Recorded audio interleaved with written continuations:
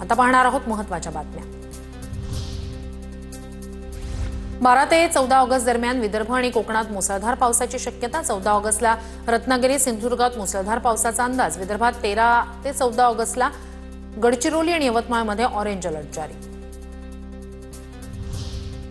Air इंडियानं आपल्या pilot आणि काही कर्मचाऱ्यांसाठी सेवानिवृत्तीची वयोमर्यादा वाढवली। आता नवीन निर्णयानुसार पायलटसाठी 58 वर्षावरून वाढवून 65 वर्ष वयोमर्यादा, तर नॉन फ्लाइंग कर्मचाऱ्यांसाठी 58 वर्षावरून 60 वर्ष वयोमर्यादा। भारतीय नौदलाच्या सामर्थ्यात लवकरच दुहेरी भर पडणार।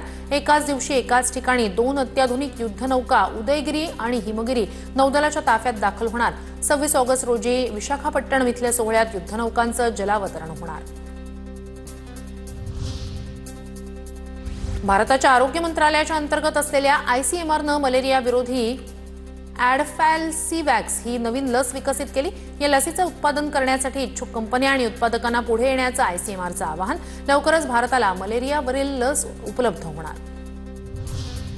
भारतात सोरायसिसची लागण झालेल्या रुग्णांची संख्या वाढली। भारतात सोरायसिसच्या रुग्णांची संख्या 0.4 ते 2.08% इतकी। ग्रामीण भागात रुग्णांची संख्या कमी, पण शहरी भागात रुग्णांचं प्रमाण वाढलं। केरळहून दिल्लीला जाणाऱ्या एअर इंडियाच्या विमानाचं रात्री चेन्नईत इमर्जन्सी लँडिंग। याच विमानातून खासदार केसी वेणुगोपालांसह इतरही खासदार करत होते प्रवास। केसी वेणुगोपाल यांनी ट्विट करत सांगितला घडलेला प्रसंग। मनी लॉन्ड्रिंग प्रकरणी रॉबर्ट वाड्रांच्या अडचणीत वाढ। 2 कंपन्यांद्वारे 58 कोटी कमावल्याचा आरोप। ईडीनं रविवारी रॉबर्ट वाड्रांविरोधात दाखल केलं आरोपपत्र।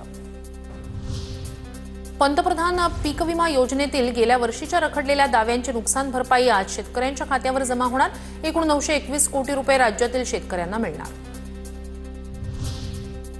राज्यातील खासगी व्यावसायिक अभ्यासक्रमांच्या महाविद्यालयांनी ठरवलेल्या शुल्कापेक्षा अधिक शुल्क आकारणी केल्यास कारवाई होणार। शुल्क आकारणीबाबत शुल्क नियामक प्राधिकरणाचा म्हणजेच FRAचा स्पष्ट इशारा।